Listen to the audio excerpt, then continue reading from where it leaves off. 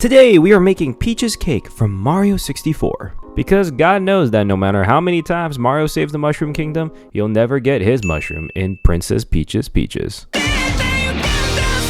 Now, using an electric mixer, foam up the egg whites, add the sugar and whisk until you get stiff peaks onto the yolks. Add the rest of the sugar and a neutral oil and then whisk until all combined. Take egg whites and then fold it into the egg yolk mixture. Now, add in the flour and then fold that into the egg mixture.